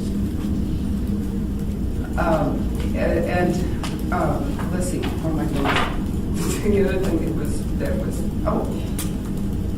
the configuration we're in tonight is the first time we've had this configuration in this room. I like this configuration too. It's cozy and people seem to be talking more with one another. That's great. But this is the first time we've had this configuration here. That's correct. And I would appreciate the suggestion. You made a suggestion. Yes. I appreciate yes. that. It's the change that came after the May meeting that we had last year. But prior to that, we had been meeting in council chambers, and there had been television on the channel 14. Is that for the city for folks to watch? And I didn't realize that I had no idea why we had begun to be here. Well, one of the reasons is that almost every meeting we had before the change to here was with the city council. There were a limited number of meetings that we had that were us alone. Which is its own bag of unfortunate things. Yes. Well, We should have been able to be meeting and just talking with one another as we were this evening. oh, no, so you're not saying that the change to meeting alone was bad? Pardon me. Meeting without the city council isn't bad? Is that? I think that's good. Oh, okay. I think that's extremely No, I was just good. making sure that I understood. Yeah. With the city council, you mean? No, without. Without just Without. us being able to talk with one another. I mean, both things serve a purpose and are They do, good. they do. But I think it's important for us as a committee just to be able to talk with one another instead of only listening to presentations or only meeting with the city council. Oh, go ahead. And the change was made when Jeff was interim finance director, and he had asked the group when we were over here, and there was a consensus of the committee to continue to meet at police. So that is why the change was made. Yeah, the first meeting was because of a conflict. The conflict, yeah. And then the question Right. was raised with the committee. And the committee, whether well advised or not, did unanimously say, yeah, we prefer to meet here. One more thing. Molly and I had a telephone conversation about this one day. When you have a video recording of an event, a meeting, a conversation, you have body language, you have facial expressions, you have how people were moving, you can see the way people move their bodies. If I sit like this and talk to Steve, that means one thing. If I sit like this and talk to Steve, that means something else, you know. So when you take away the visual, you lose a lot of information. Well, then assuming that the camera's being operated in such a way that they pick it up. Well, that's true, but Rather there's than some me things picking my you nose and tapping it a few well, times. I have heard of other bodies who just put it on a wide angle and leave it sit there. Yes. So you get the whole view, but sincerely, my gosh, if all you have is a tape recording, I could be making vulgar gestures with my hands. And Well, people you wouldn't know. usually do. just for the benefit of the public. Yes. So there's a tremendous loss in what the real significance of things might be, the true meaning of things, you know? Would you argue the same for the Economic Development Commission? They're important. Well, yes, they are important, and I will refer back to what I had been accustomed to, and then there was the change, and yes, this is a lovely, warm, nice place. But part of the change was to treat the Finance Advisory Committee as the same as any other committee except the Planning and Zoning Commission. I missed that. Well, let me give you my The Planning and Zoning Commission is the only body that meets on television. The only one. What about the council? And the IC committee. Oh. The only committee, okay? Now I'm playing devil's advocate here, okay, because I am a firm believer in transparency. And I'm a firm believer at the heart with as much information in as many forms possible as being out there. So I do understand the argument regarding the nature of not meeting here, but meeting at the council chambers. I mean, you've got key committees that meet in a small conference room. That's not real conducive to public participation. I think the Citizens Environmental Commission meets in a small conference room. So, we're The human relations, They meet in the they meet in the conference room. So, I mean, the question is, where do you draw the line? Because for some persons in the community, you know, those meetings should at least be taped, if not videoed. Because, I mean, the Human Relations Committee or Commission or housing, I mean, those are things that are impacting the very core of this community. And so the question is, what do you do when somebody comes forward and says, well, look, all your committees and commissions should be meeting in the council chambers and or in a place like this that is open and inviting to the public to attend. So that's the devil's advocate. I want to hear from the rest of the community. When I joined this a year and a half ago, and it was constant joint meetings and in City Hall, remember I kept saying, when are we going to meet as a group? Because it was never us. So I prefer this much better, being in City Council. At one point we had, and that was fine, they're there, but when they're sitting at City Council chairs and looking down on us, I sometimes felt it was more emotionally charged to be making decisions, or there was interjections, and I find this more objective, I agree, this is much nicer to have eye contact, and we're in a little better seating arrangement than in rows, and I'm aware from Open Meetings Act, we need to be audio or video, we do the audio, correct? You don't Since have the to. meetings on, is it? No, the Open Meetings Act does Stuff not in require anything other Okay. than minutes.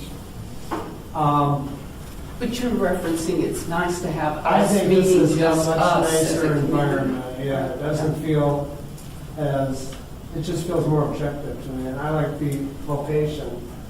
I know I've talked to citizens and they have questioned that too, although frankly, 90% of them don't show up, but as far as the body language, I think sometimes you can tell just from, some people get anxious, you were okay with it, I'm okay with it, some people may not be if they know their neighbors are all watching them, if you're going to get into all of that with communication and how we perceive people, I'm okay with it. I think anyone listening would know immediately you're the chair, we kind of defer to you, you give us direction, you give us clarifications, you have been on this committee many years, and so personally I like it here, and I would prefer to see it stay here.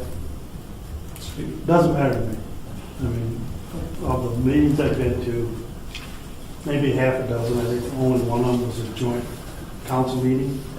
And there isn't any reason that the table's going to be set up just like this over there, is there? I mean, we just push. Yeah, there actually is. No. Yes, there is, Bessie. You're wrong. The Now, hold on. Excuse me. The reason why it could not be, and we will double check this, is that the microphones will be too close together. And you will get feedback. I think technologically, now we may have to share microphones to make it happen.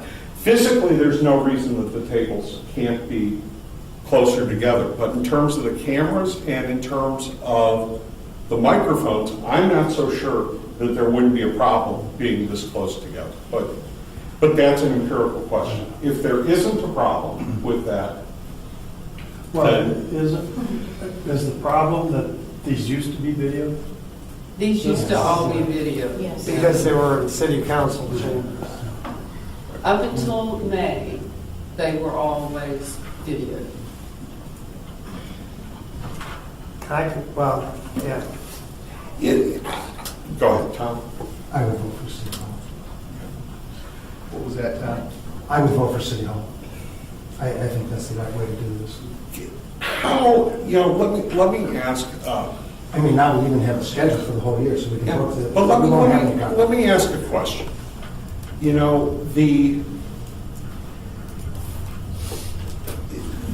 There is a way to have your cake and eat it too, unless there's a problem from AFSCME or the union. You know, real-time broadcasting of the meeting is not the same as videoing the meeting. So I would encourage us to find a way to make videos of the meeting available on a timely basis. And if the best option for doing that is to broadcast them live on Channel 14 with the availability of those meetings in replay, so be it. If we can just set up a camera at a wide angle to capture the entire meeting from, 10 feet away, well, that's a whole different story. And upload it to YouTube, you know? Piece of cake. Something like that. So I don't think we should be constrained by the options being, one, meeting here in the present configuration, or meeting in the city council chambers with a live broadcast on Channel 14. Because I perceive, okay, and I may be wrong, the issue isn't the meeting place.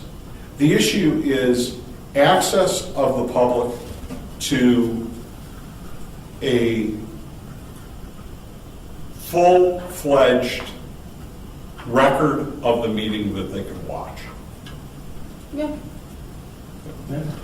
I'm not positive of this, but almost every one of our meetings has presentations. It has financial data, it has policy discussions. There's almost always, particularly when we get into budget, certainly. And these comparatives and stuff, I think, are extremely important and probably need to be projected and so forth. Those can be enhanced through proper recording. So I encourage us to do that as well. Yeah, I mean, I do I do audio lectures all the time where you build in and you can watch it real time with the narration.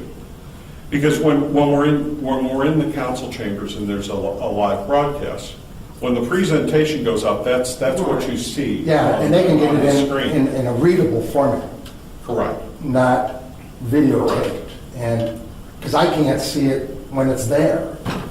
So I'm assuming that the home viewer can see it correctly because I know when I watch, it's better. Yeah, thank you. Just another point. Well, okay. Because we do get a lot of presentations. So is there a consensus? We want to try to make video of the meetings available. Yeah. Is there a consensus on that? And what if we need to move back to the council chambers? We'll recommend that. But let's explore the options for handling the problem without assuming what the solution would be. Because I mean, there's no ADA issues here. Same as City Hall. There is not as much room for people here. I will note that. However, we could put additional chairs in if we needed to. They're available. I got to say this, is what's the disadvantage to putting it there? It's built for that. I mean, it's built for the... Because you have to pay something. Okay. That's the only thing I can... That's the difference. You have to pay somebody. And, with everybody having a cow about every expenditure that the city makes, I find it really hard to accept that we're going to pick down and say, well, go ahead and spend money and go ahead and staff for that when we're talking about the streets and roads, fire department, police department. Okay? When you add all of those things up, It's just inconsistent with the guidance that we've provided, where you can avoid spending. That tends to be a good policy. Now, if people say, yeah, go ahead and feel free to do that. We recognize that we'll have to pay an increase in taxes because every one of these little things, I think you've got a legitimate argument to televise every single one of the committees and commissions. And when you get to that particular place, then the dollars are going to become significant and may require additional staffing. And some of those meet in the middle of the day when people aren't around. I just want to be consistent. I'm not arguing against doing it. It's just, are we opening a Pandora's box? And I don't know the answer to that. It's a champagne problem. What's that? It's a champagne problem. It's not a bad problem, but it's not an important, Right. Yeah, go ahead, Chris. If I may. Yes, you certainly may. One of the goals of the city over the years has been to televise meetings. This is something that's been worked on for several years, and the city is very proud of doing that and has continually enhanced that. This mayor is very concerned about transparency and getting as much to the public as possible. The city hall is the people's place. That is where people need to gather for the most part as much as possible to take part in their city government. This committee, this configuration is phenomenal. This configuration can also be done at City Hall. The initial frustration with the Finance Advisory Committee was the fact that the committee did not meet on a regular basis, that they met at the 11th hour and were deluged with all sorts of information, giving them all sorts of a time crunch. That was very debilitating for the ability of these fine people to do their job. And that was an outcry from the public, continual outcry, Mr. Peddle, we begged you many times to push that, and that did not happen. That did not happen. There was no excuse for those meetings not to be on a continual basis. Further, at many of the FAC meetings, there were more staff than there were FAC members. Absolutely, positively no need for every top-level staff person to be right there with the FAC. No reason. None. That did not give you the time to do the things that you needed to do. I remember Mr. Conlon, a couple meetings ago, I think it was him, who asked for a spreadsheet. Now, you folks read spreadsheets. You probably were born with spreadsheets in your head, which is why you're on the Finance Advisory Committee. I don't do spreadsheets. That's what I rely on your fine judgment for. He asked for one that was, Molly, I believe he asked you, there was something that you have in work, it's in working mode right now. And he was refused that. Why? Those are the kinds of, give him the spreadsheet, even if it's not a totally done package, so that he and all the other members can kind of see this and see that. Sharing information, transparency, truly utilizing the gifts that you have to offer. I explained to you why the spreadsheet wasn't given. Yes, you did. And you refused to accept it. Yes, I do. Well, it's because true. It's necessary for them to have that It's true. information. Working papers are not public information. I'm sorry. Working They're your papers, committee. that has been Okay. And as far determined as by cost- law. As far as cost for this tremendous cost that's going to cost to televise Finance Advisory Committee, that is throwing a totally, that's not an argument. Then why are people complaining that we don't go through the budget line item by line item, transaction by transaction and cut $15 here, $25 there, we're not getting consistency from the general public and the taxpayers.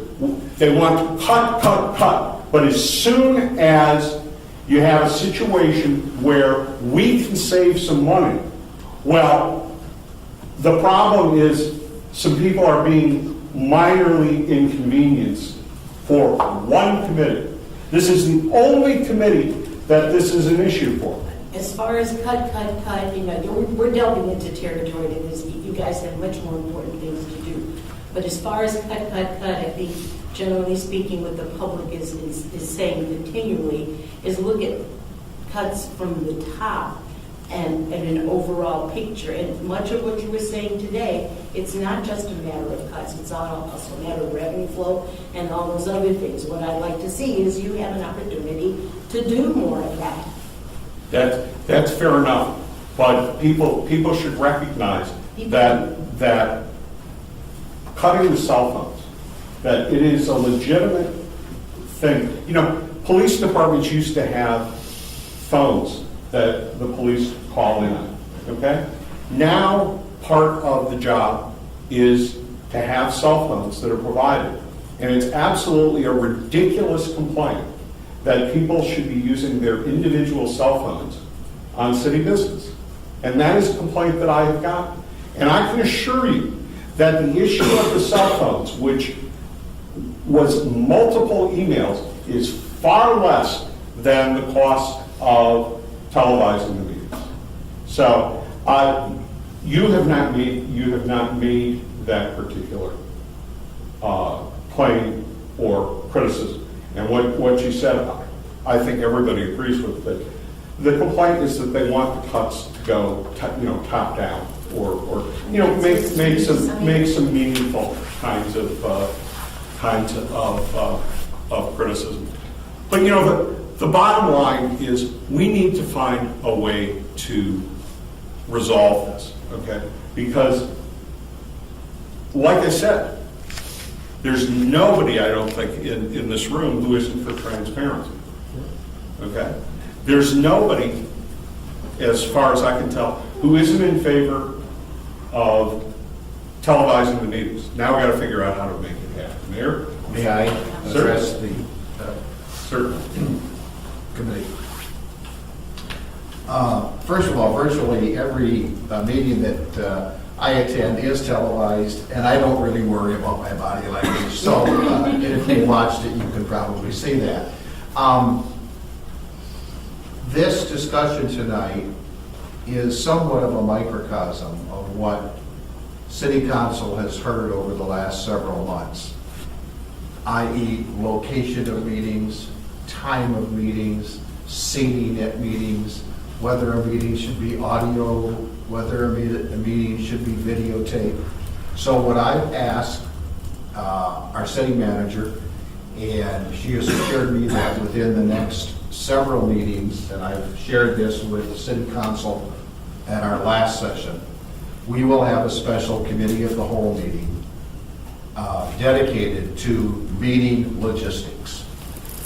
And so hopefully this will at least give our committees some idea as to what council feels our meetings of our boards and commissions, most of the 14, should adhere to, or should at least, it would be our recommendation. Now, having said that, I feel very strongly that if a particular committee, whether it be yours or another committee, feels more comfortable in a conference room than they may in the council chambers, I would be one person who would say, let's try to accommodate that. Because you can video, you can audio, additional costs be damned, frankly, in those scenarios, but we could do that. We need some guidance from council. Well, and Mr. Verbeek knows a lot Oh, absolutely. about this stuff. Oh, He's our IT guru. We don't even have to I'm meeting, pay anybody. it's either tomorrow or the next day with Mark Thorson, our IT director, to get an orientation of where we are, where we're going. If you've been to city council chambers, you see we've made some significant improvements in terms of screens, et cetera. Believe me, we want to continue going forward because good meetings, good meeting space lends itself to more transparency, more citizen involvement, and we certainly want that. I want to say something that, to Steve's point. I will be meeting with the Economic Development Commission this Friday. If you don't mind, if you don't do it already, I will make that suggestion to them. I think that's an excellent idea. And that's the kind of thing that, yeah, we could make that happen. All you have to do is make the request and talk with, in this case, it would be Trixie, and who chairs the EDC. We'd like to get together. And then you say to staff, we'd like it to be in the council chambers, we'd like it to be audio tape, videotape, whatever. You know, yeah. Can that be done? Absolutely. And I would encourage that, especially with EDC being very, very focused on economic development and i.e. increase in revenue, so. Well, Mayor, I appreciate those holistic comments, because if we look at this holistically as, what's best for the city, okay? Meeting in the conference room is the same kind of issue that we have here with respect to the transparency issue. But if council and you as mayor are willing to tackle how we can make it possible to televise the meetings of all the committees and commissions, I'm all for that, because I think that if we're able to televise the meeting,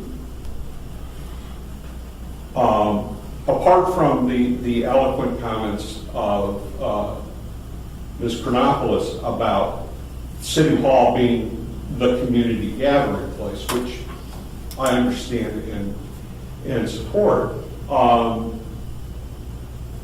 if we can find a way to do that, I think that would be fantastic and increase transparency. So my personal advocacy is for finding a way to be more transparent, and I think there's widespread support for videotaping. That's a first step, and then we can take up Bessie's comments about location that are unrelated to logistics, And I think whether it's better to meet in the council And I chamber. think we should realize too that this will be a process, regardless of what council might decide and what we might come up with. It will be process. It may not happen for every commission at their very next meeting. But if we come up with some suggestions that make sense, that we think we can do as a city, leading towards greater transparency, greater citizen involvement, let's do it. Yeah, and I think the other thing that's going to make things easier is the problem that we had was that Wednesdays, there was sometimes a conflict. There is a planning commission meetings on Wednesdays? Every Wednesday. Okay, and so by meeting on Tuesday, we avoid the conflict issue of the council chambers already being used. Just stay away from Mondays, would you? Mondays and Wednesdays are occupied. Yeah. Yeah, I want to be sure I'm not opposed to being there. Again, it's I'm not either. overwhelming. My wife watched it one time, and that's when we had 2 or 3 city council representatives, which is fine, and the mayor, but they're sitting at the chamber, at the dais, and I said, was there a meeting with, and I said, no, they're just there to participate, and it did feel overwhelmed, so I was like, I'm absolutely fine. I just think we should be treated the same as any other meeting, and Well, and normally- we're taping, why aren't we taping all of them? Because Right. I am a That's exactly. citizen, I'll go if I want to go to a meeting and listen to it, but it's like maybe I don't talk enough about why aren't you taping, you know what I mean? Right. No, and that was the point of my comments. I think we're on that may have been an unusual circumstance. It wasn't unusual. Because I knew that. most of the time, when we had joint meetings, everybody was on the floor. The floor, yeah. And we were around the table, so everybody, and there was, And that was fine. We also had the joint meetings. I like those who are at the joint city council while we're also meeting. well, let's solve this issue, okay? Now, was that number 8 location of meetings, or was that number 7 committee operation? Well, Get back to number 7. we're gonna get back. Okay, all right. So we're committed to that, and if, let's explore short-term solutions. I don't have any problem in the short term, if the only way that we can make this happen quickly is to move back to the city council chambers. I don't have any problem with that, but I'm glad that we're talking about a more global solution as to how to make the whole government more transparent, and that, you know, that removes the issue of citizens having to ask for it. You know, it removes the issue of there being any Pandora's box, because we're affirming a commitment as a community to you being able to access on asynchronous way, you know, not at the same time, the records of the meetings and watch them. And I think that's valuable. And you know, we're visual creatures. If you look at us from anthropology or sociology, we humans are visual. Yeah. But we will be having a makeup workshop for all people who will be appearing on television. Since there will be more close-ups. No HGTV show. Oh, thank goodness. When I first came in, you didn't want to look at All right, so Molly, let's plan on the next meeting being at the city council chambers, and then we'll go from there. Then you have the operations policy next. Right. Yes. I understand. Okay. Okay. Slept. Okay. It's fine, just slept.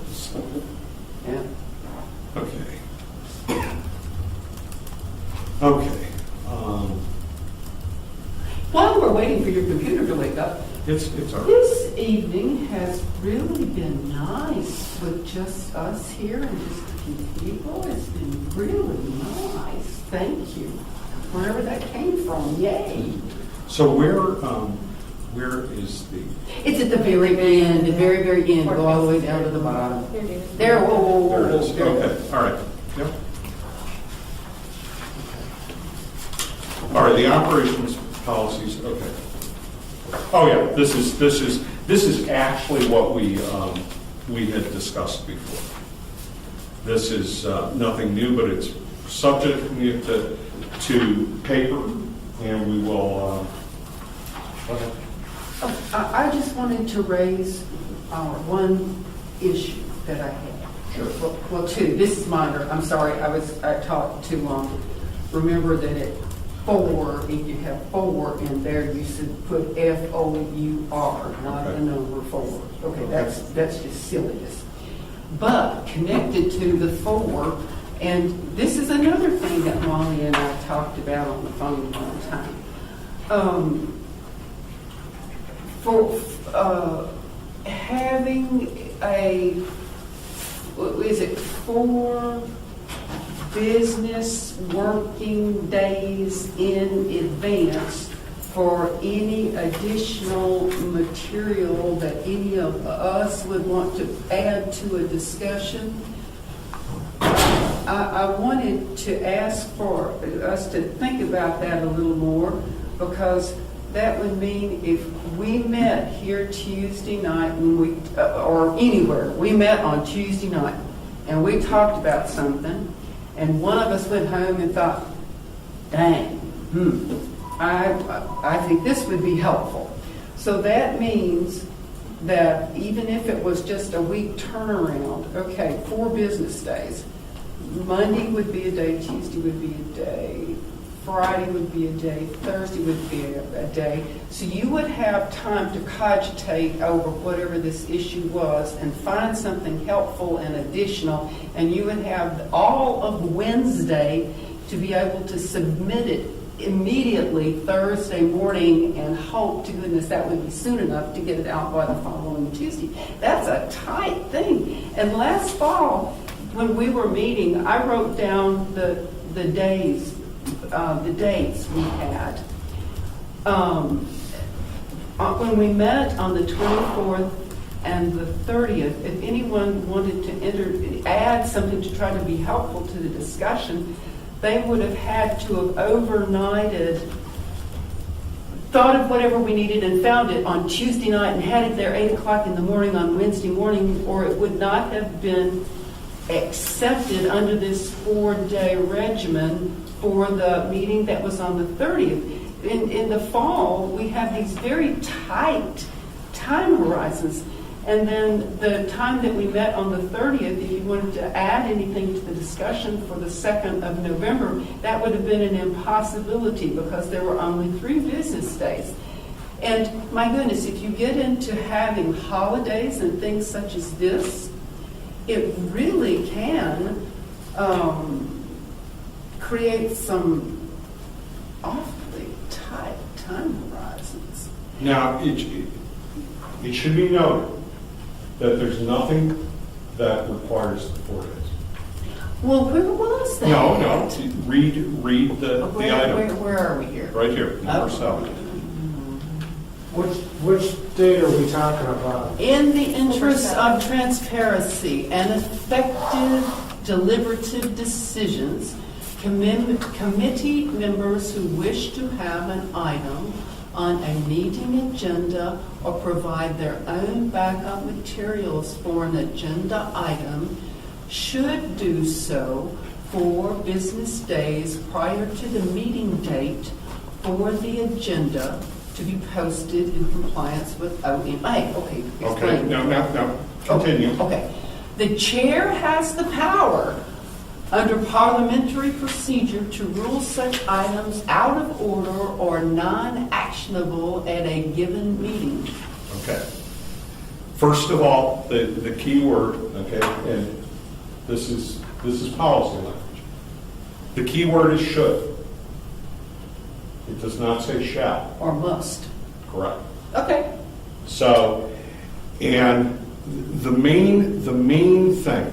So okay, unless you take a hammer and swat, say no. Right, and the main thing is that we can't, under the Open Meetings Act, have carrying agenda items. Oh, yes. But yes, you can yes. have placeholders, okay? Right. So as long as the magic other. No, not the magic other. It's got, if it's a substantive item on which you are going to have discussions, that item has to be on the agenda. Right. So, Okay. for example, Yeah. 5-year strategic plan, okay? Now, I will tell you that, I don't think anybody is going to be concerned if that 4-day deadline, in other words, if we're able to get the agenda out and posted to meet the Open Meetings Act. Right.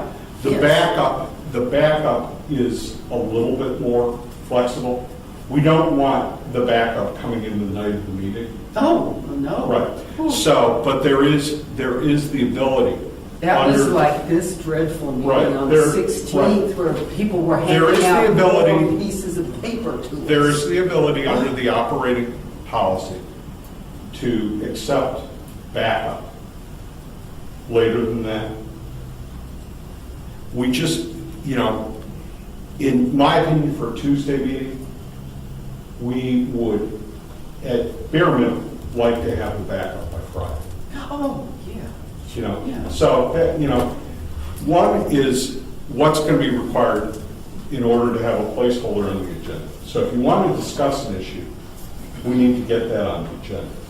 In terms of the backup, that's something that. So when she submits something, where is it going? To you or to mine? No, it goes to, And then does it come to us?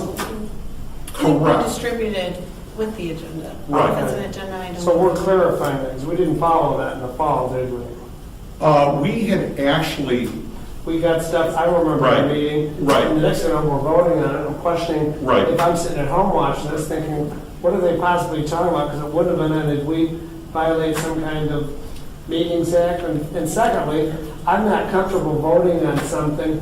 I got my hand 20 minutes before Right. somebody's And that- personal agenda got brought up. I would, under this policy, I would rule that to be out of order. Okay, In, but you don't have to rule it out of order, right? Or you would? I'm saying He has the I- option. I Get the option. would. You know, I can, you know, when we have a carry-in item, I mean, if the item is on the agenda, okay, and it's additional backup, if it's completely new material that needs to be digested, as opposed to, let's say, somebody makes a chart, okay? A Yes. chart we Yes. can, you know, a chart we No, can I- deal with. But if there's a proposal with multiple parts that you've got to digest. And I think it's wonderful, because people are saying, you know, when I brought stuff in, it's to share it. I've never distributed it or asked us to vote on something. It's usually on data, on how we rank in the state for taxes, or how we talk under the median per capita versus median versus average, you know, income's less fall and all that. But, yeah, I just got comfortable if we're voting on something, and suddenly we've made decisions based on it, and, okay. So, go ahead. Well, and I know I said one thing, but one other thing. And I know it's dreadfully hard, and we talked about this just a tiny bit on the phone, Molly, about the deadlines for us when receiving very large volumes of financial data that we're unfamiliar with, and we have to read through it. And then, my goodness, you have to read through it, then you have to be able to digest it and understand what's going on. So the longer the time horizon that we could possibly have on things would be, just, at least for me, tremendously appreciated. Because when you receive those very large documents and we're not familiar with them, we haven't helped construct them with just enormous financial statements on them, it is taxing. Even though you might be trying the best you possibly could to try to read and assimilate and understand the implications of that in just a few days' time. But some of that we brought on ourselves. Oh, we don't like this, go back, so the city was coming back. with Well, And some of PDC. what these new I agree with you, procedures but I think make some of help. that we own, because we kept wanting changes, and they were bringing it to us, and it's like, well, wait, this isn't what I expected, or this You isn't know, what we thought. I got to tell you, these are not new procedures, okay? They were presented to the committee. I brought them in. It was, I don't know if it was this past summer or if it was the previous summer, but these are word for word, you know. And I agree with Lynn's concern. I mean, there's no reason, if documents are available, okay, I understand that you can't just send out an email every time that a document becomes available. But if a document's available before the agenda is prepared, send out large documents before the agenda is prepared. And if, you know, you're going to have to post the agenda with the backup anyway. So, you know, it should be something that you have the document, you're needing to combine it into the PDF for the agenda anyway. So it would seem to me that it wouldn't be a big deal to be able to, like, if you have a draft budget before you need to post the agenda, get the draft budget out so that people can look at it. It's not always possible with all of these. I know in Word, when you're doing something that's a draft, you can put draft behind it, and, you know, with one of those macros they've got. Can you do the same thing like with financial statements, but draft, so nobody can misinterpret it that way? We can. So, but we've made some internal changes in general. partly why this meeting was more to review and give you the financial policies now, so you have them to refresh for the next few meetings. So I did hear you guys last year talk about this. I will proactively try to give it to you ahead of time. But we're also internally, the goal is, it doesn't really matter when it happens the following week. The latest the agenda will be out is 1 p.m. on Friday, the week before. So that's our internal goal for you, so at least you have some time. So on Tuesday, for Tuesday's meeting. Right, but if for some reason we schedule the meeting on Thursday, I'm still going to try to meet that Friday at 1 p.m. Just then that way, you guys are consistently knowing when you're going to get the agenda. If we have it earlier, then we'll get it out earlier. That's fine. And And so- one more thing.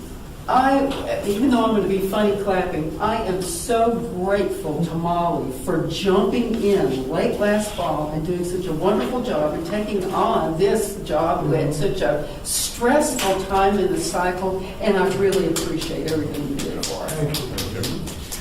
Okay, so let's, the operations policy, okay, not much here, but I wanted us to endorse this.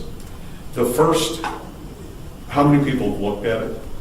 Pardon? This is the same document. This is the same one we have. I haven't re-looked at it. Okay, so the first item identifies public participation, that it's going to be the first substantive item on the agenda, and, public comment forms will be made available, but they're not a necessary condition to be recognized to speak.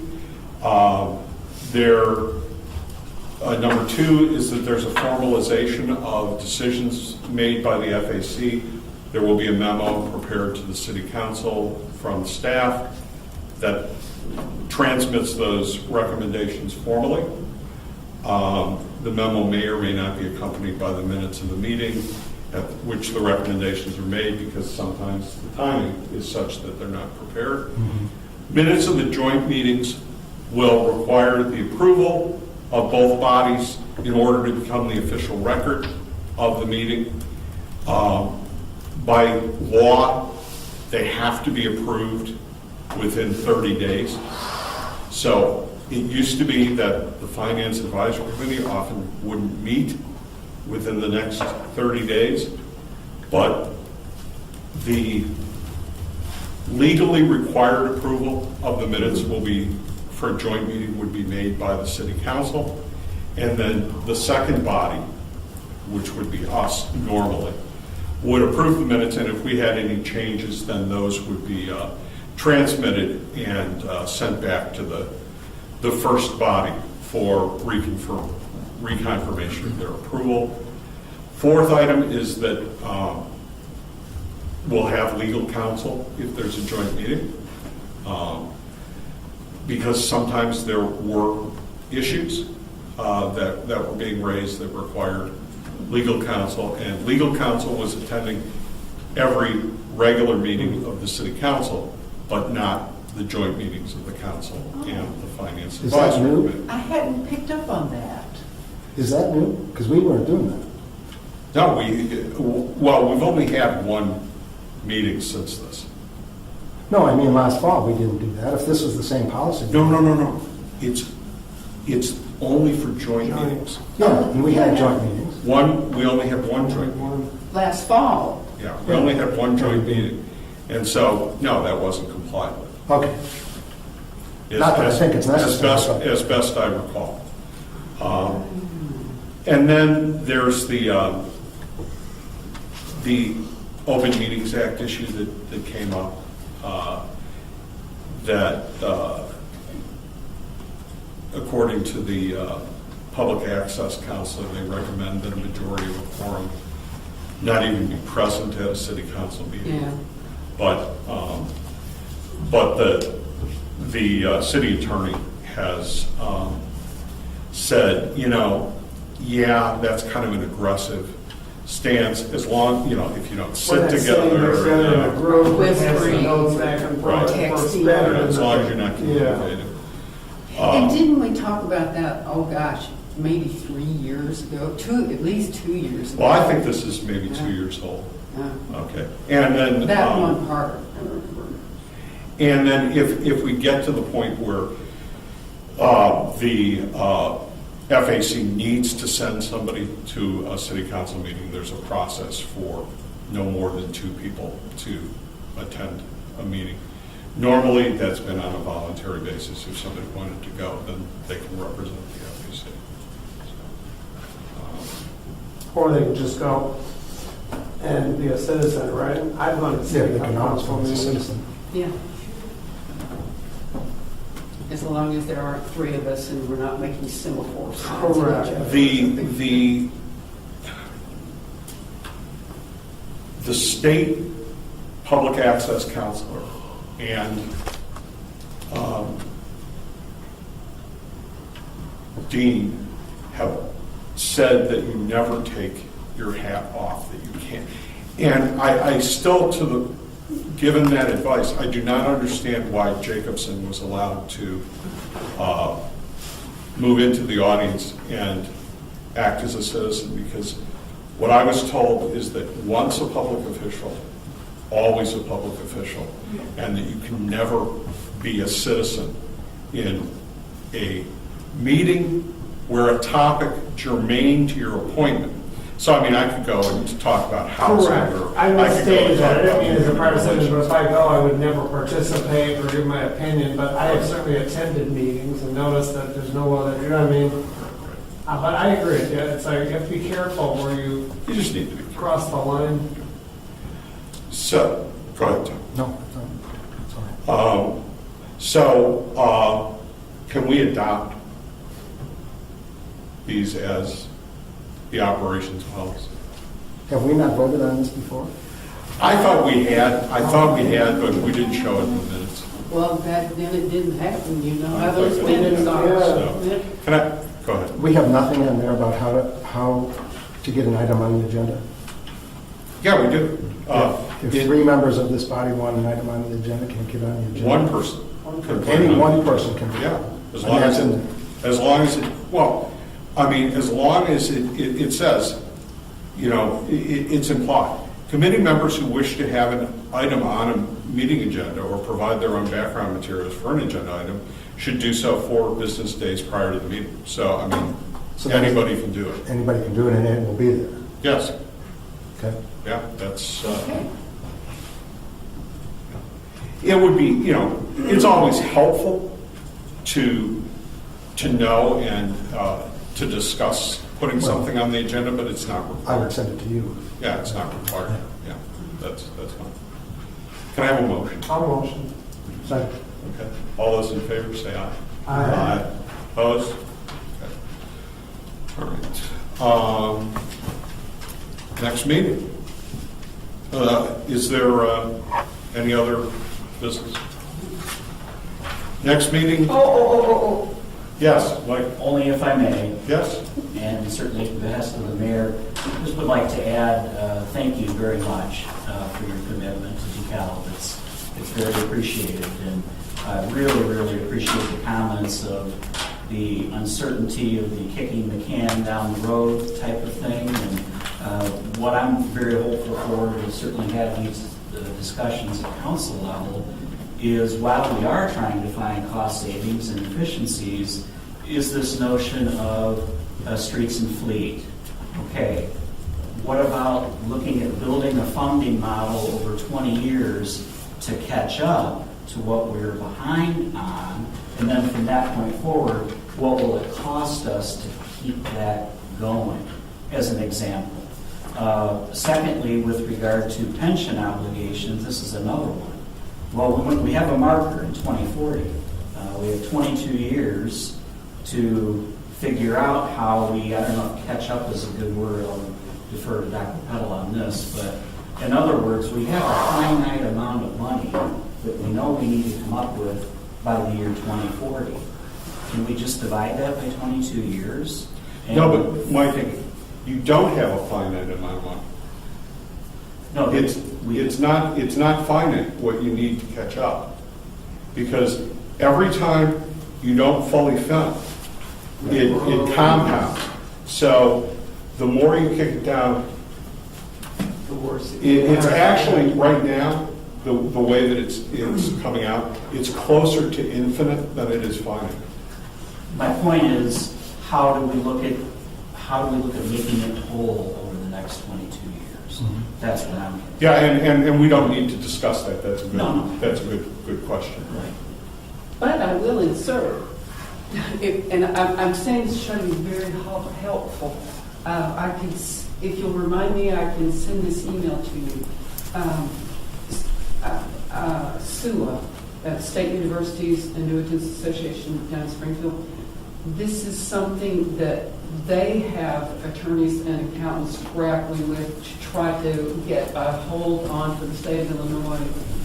And I believe there's going to be a web broadcast presentation by a gentleman about this very sort of issue, how to set up a finite time to eliminate this enormous deficiency.